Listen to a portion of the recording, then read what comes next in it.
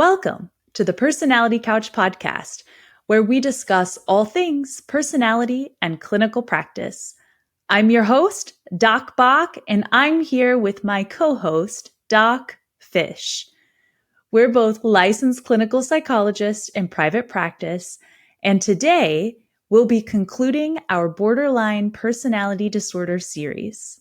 Culturally, we seem to have taken an interest in a subtype of borderline called Quiet BPD. But in order to understand this subtype, we have to look at where this name and the name borderline actually came from.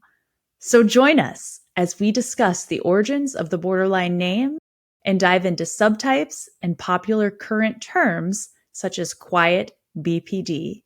Let's get right to it. So Doc Fish, what do you know about the subtypes or flavors of BPD? So, our favorite personality shrink, Dr. Theodore Millon, Yes. in his book Disorders of Personality on page 891, has a perfect quote. Borderline may be analogized to the dumplings on Chinese menus. So they look alike on the outside, but can be filled with any number of inner ingredients, pork, chicken, various vegetables, and so on. So too, the borderline classification may be composed internally with a wide range of diverse, coexisting other axis 1 and 2 disorders. So in other words, they have a whole lot of other psych stuff on the inside. That's so interesting. Wow. Yeah. Quiet BPD is not in the DSM. In order to make criteria for a diagnosis of borderline, 5 out of 9 of the criteria must be met.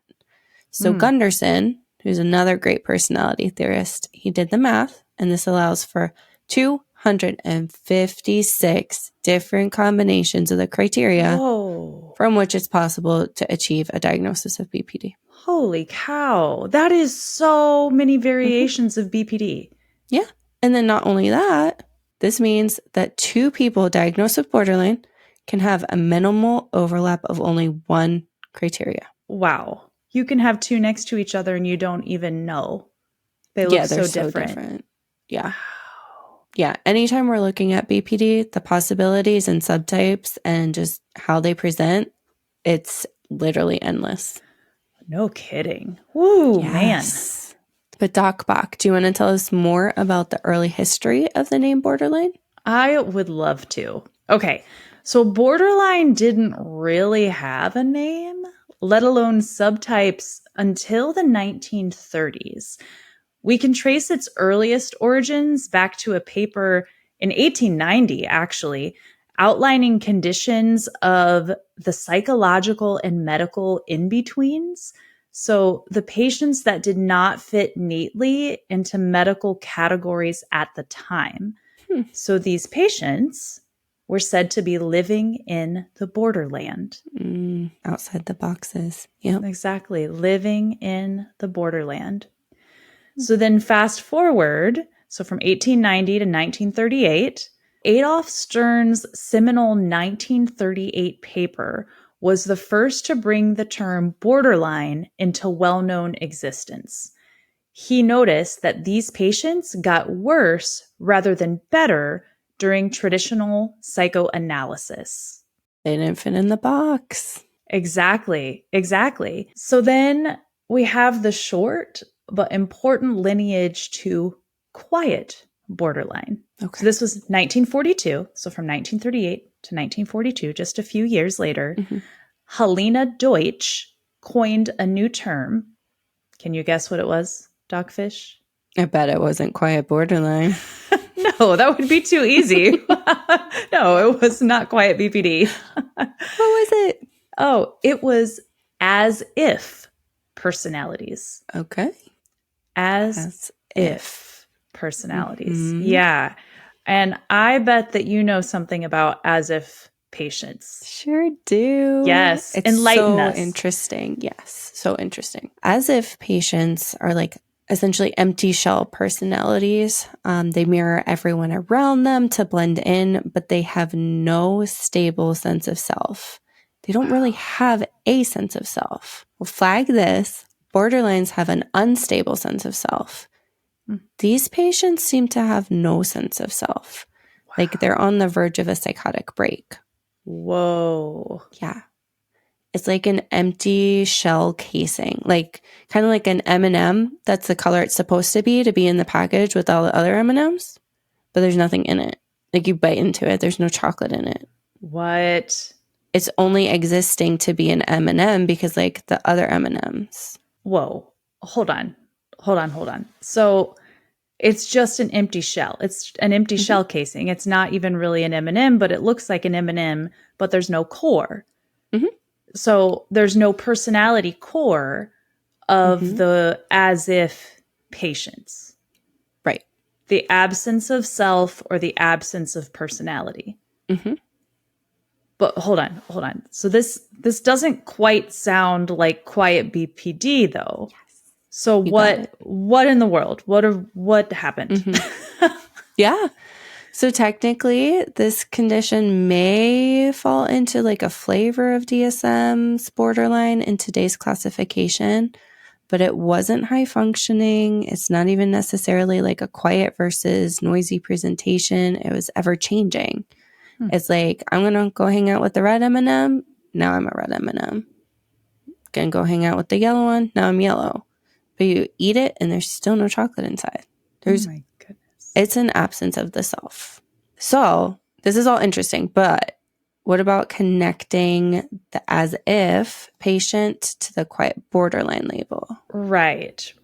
So this is where a lot of time passes. So like 50 years later. So as if was coined in 1942. Let's jump to 1991. Okay. And then later revamped in 1994 by authors Cohen and Sherwood, who proposed that these as if personalities are really quiet borderlines in comparison to noisy borderlines. I read an article in Johnston 2010, and he described these patients, like the noisy versus the quiet, within an inpatient setting. Outside, in like the common areas and the rooms, the nurses had to pay attention to all of the dramatic presentations, the self-harm, the dramas, the madness. And they forgot about the other quiet borderline who was in the bathroom struggling with her own things. Oh. And she was just in there by herself.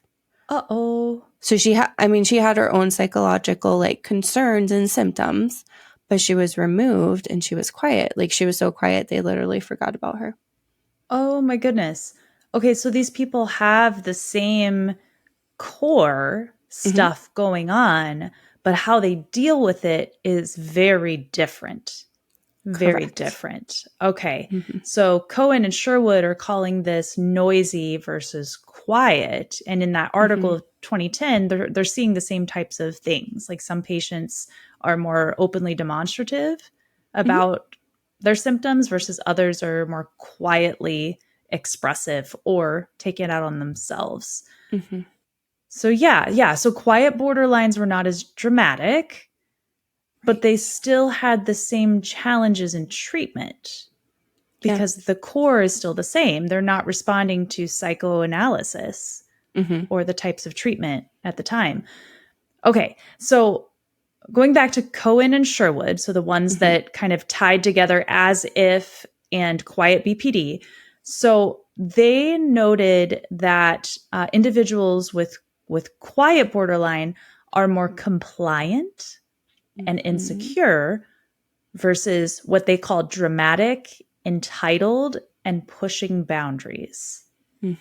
That quiet borderlines would also isolate themselves from the impact of others. So this is directly from their book. Like they're comparing, contrasting these, again, same core, same different things that we've been talking about this whole series, but how they present is like vastly different.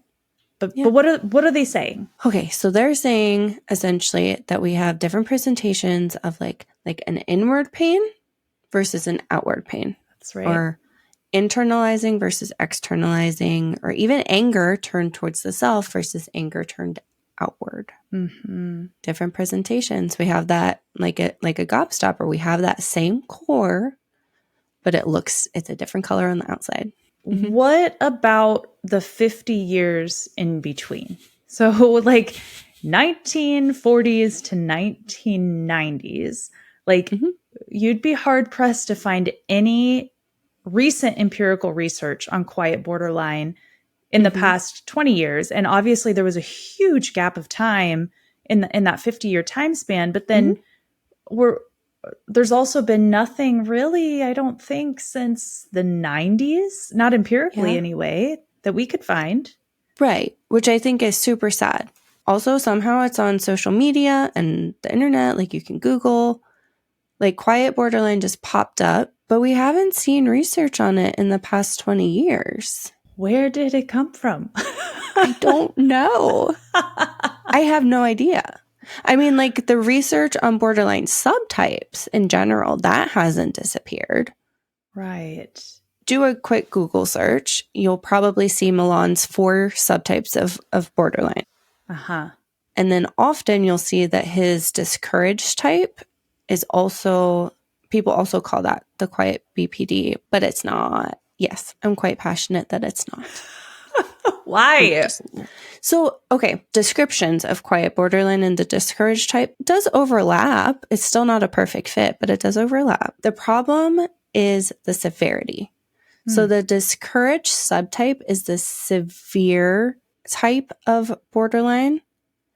And this is going to be inpatient or residential stuff, which means like we're kind of out of the borderline organizational level and we're falling apart. We're out of reality. We're going into the psychotic place. Okay, that's really interesting. Okay, so the words of Millon's discouraged type map on to quiet borderline. Yeah, I think if I would pick one, it would be that one. Sure. But Millon also talks about the severity levels with borderline.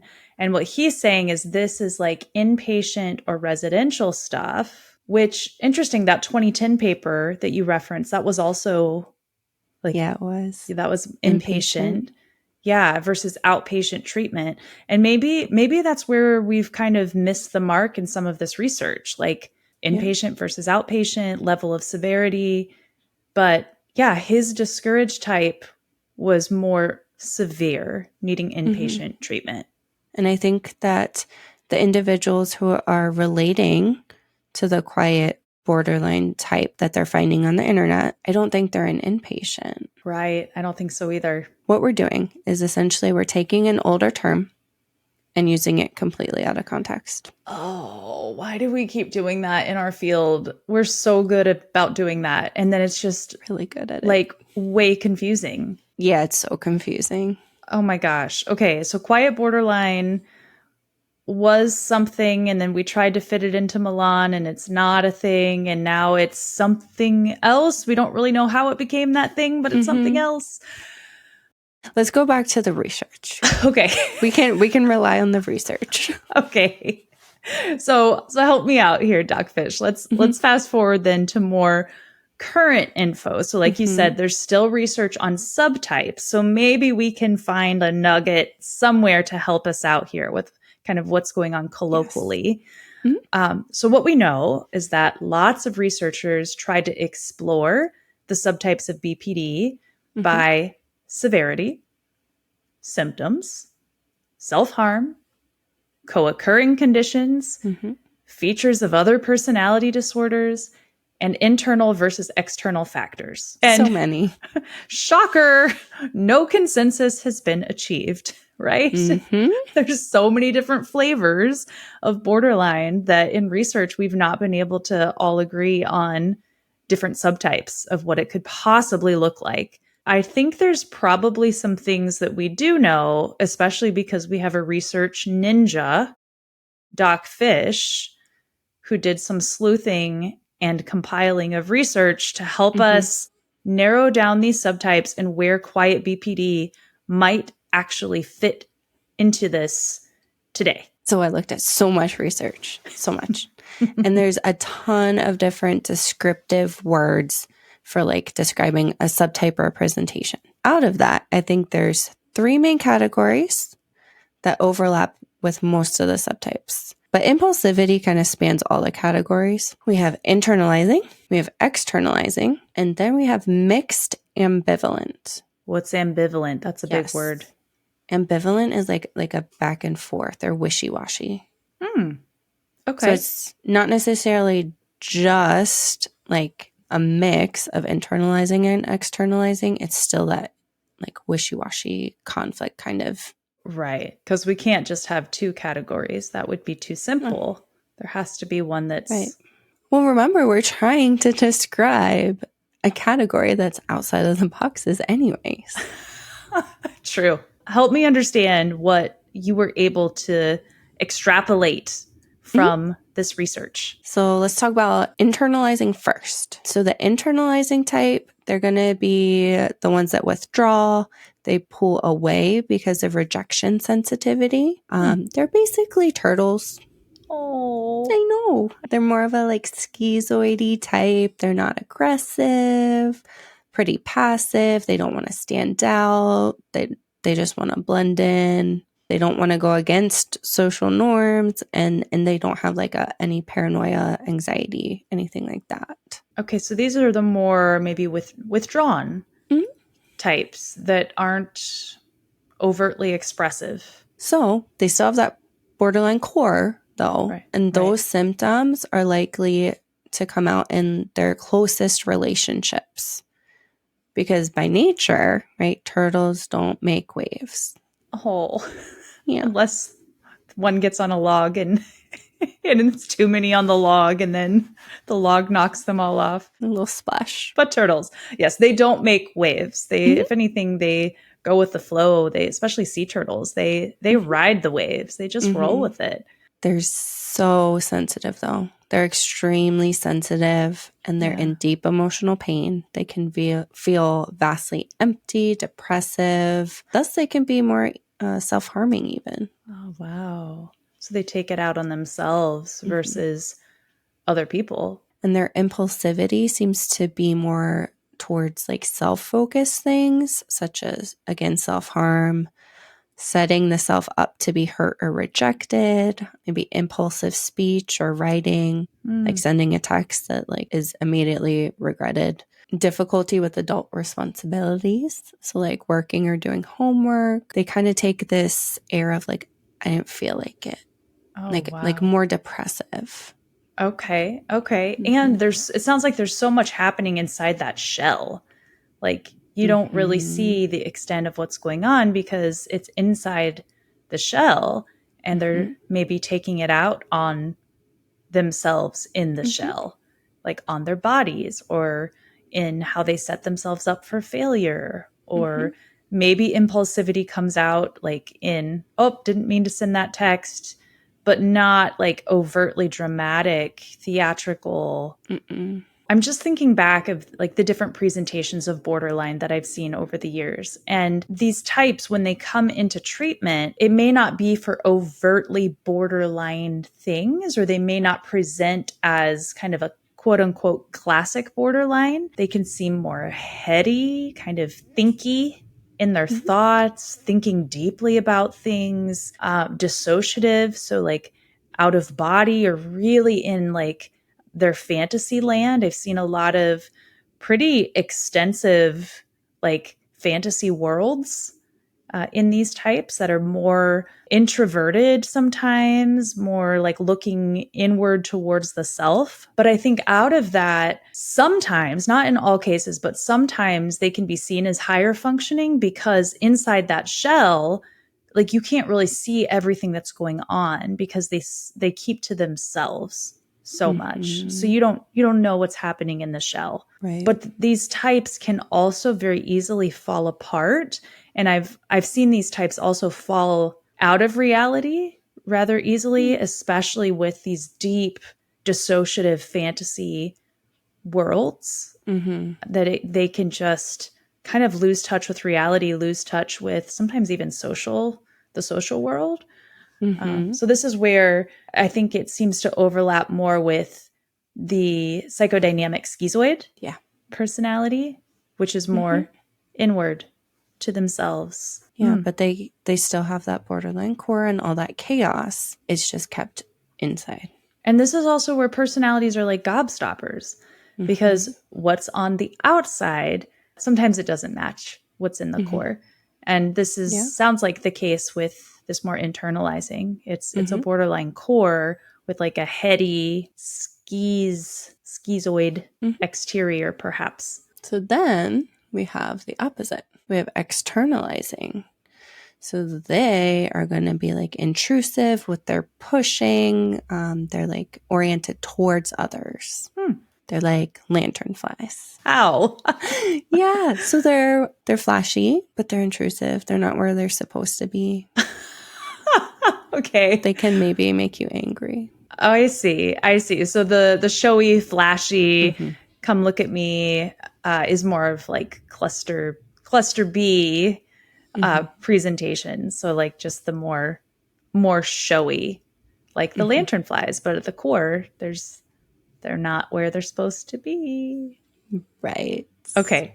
And this is where we're going to see more of the cluster B presentation. So flavors of narcissism, like the self-absorbed or focused on self-interest. Right.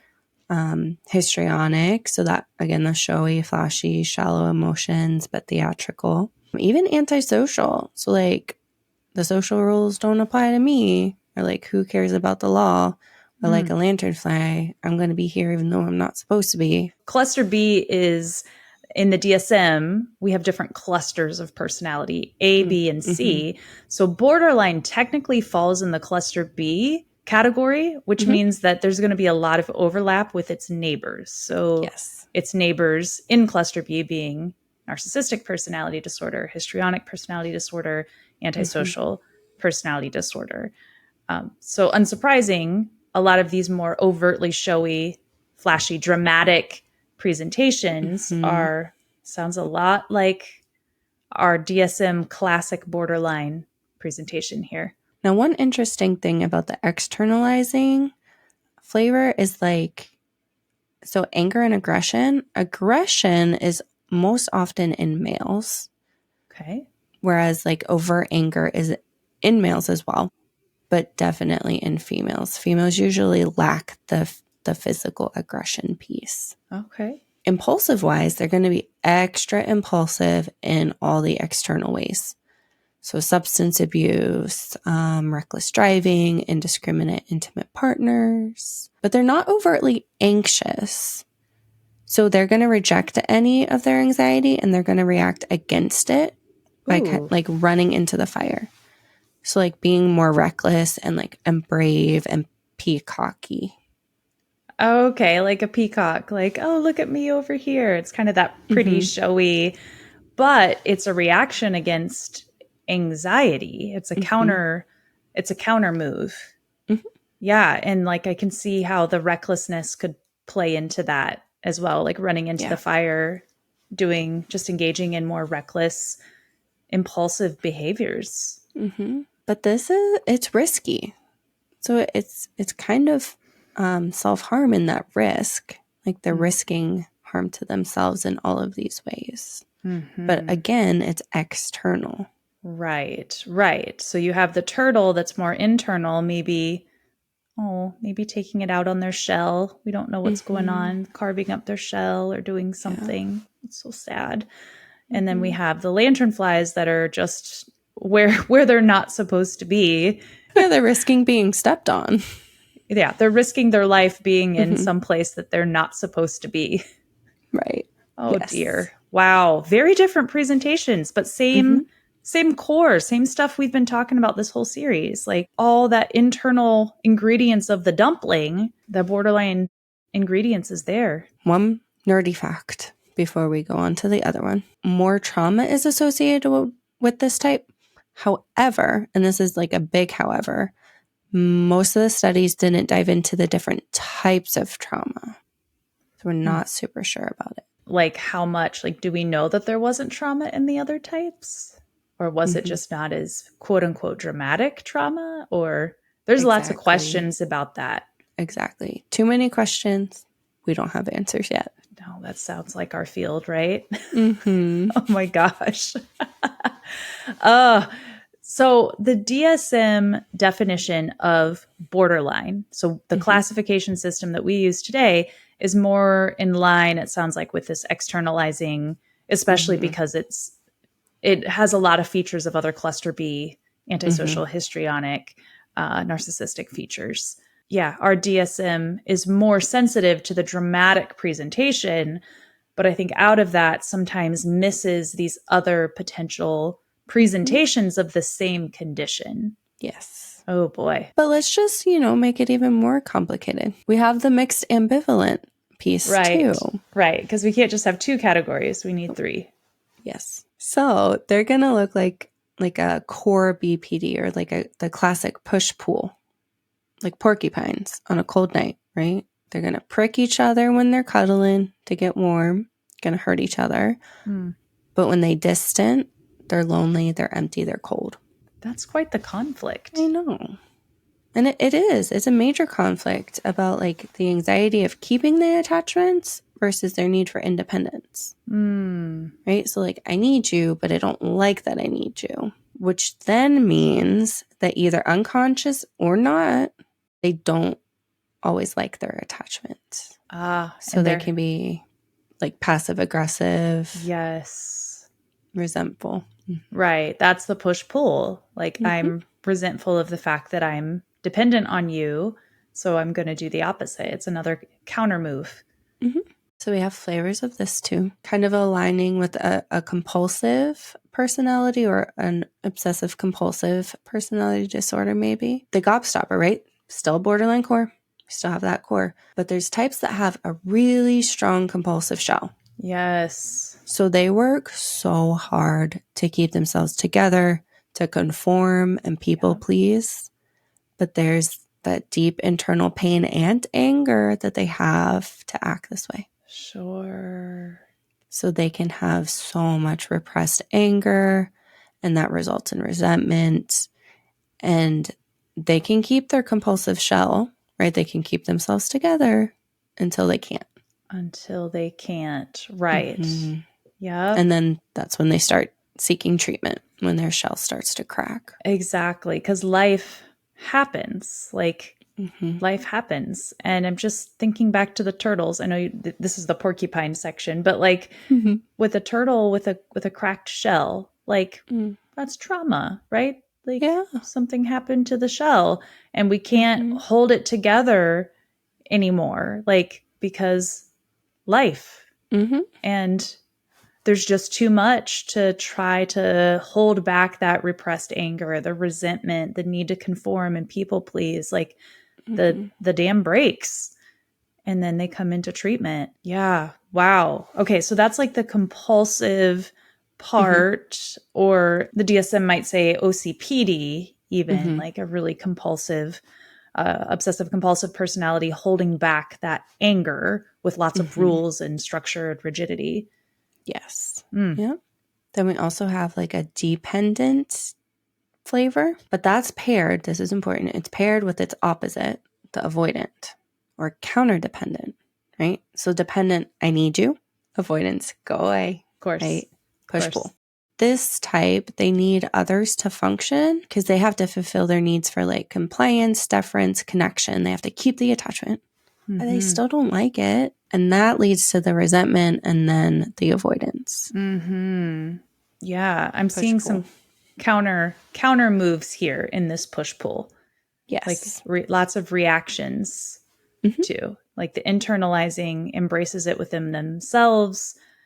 The externalizing, it puts it on other people. And then this is kind of that conflict. I'm going to react in the equal and opposite way. Then we have the negativistic flavor. So they're going to really sit in that bitterness towards others and the world, really, because they have to be dependent. They don't like that they're dependent and they're bitter about it. Sure. But instead of avoiding, they're just angry and bitter. They project their own dislike of themselves onto others. It's their anger of themselves turned outward. Got it. Okay, so this is really the classic example of projection, where the example that I think is relatable to many people is when that one person around the dinner table passes gas and then they look at someone else and is like, oh, you did that. It's like, nope, that stink is coming from you, from within, not from anyone else at the table. But the blame is on everyone else because they can't handle the stank inside themselves. So it's the world's problem. It's everyone else's stank. Right. That's perfect. That is a perfect example of projection. Yeah. Oh my gosh. So yeah, so they're bitter, kind of negativistic, chip on their shoulder. It's the world's problem. But that's a way that they're dealing with that conflict of closeness and independence. There were 3 subtypes in this kind of mixed ambivalent. The more compulsive shell that holds it together and is like maybe excessively deferential or compliant until they can't be and they break. Yep. And then the dependenty avoidant, like that push-pull, who responds in a counter-dependent way. And then the one that's just more negative and bitter towards the world in general. Yep. So I get that. I get the 3 main types that you were able to synthesize. Where does that leave Quiet BPD? Right. So like Quiet BPD, as far as like what we're seeing around us in the culture, probably going to fall somewhere between like internalizing and mixed. So internalizing, because it's inherently quieter, it's on the inside, it's not overtly dramatic, we can't necessarily see it. But sometimes it's also the higher functioning individuals that hide their symptoms behind this really durable compulsive shell, which works until the trauma of life cracks it, right? And then, I mean, we can't control everything, so it's going to crack. And that's when we start to see those borderline symptoms and that borderline core. Sure. Sure. Okay. So this is why it's important to talk about the different flavors of BPD, because it's so vast and 256 flavor combinations to be exact at this ice cream shop, personality ice cream shop. What are we scooping today?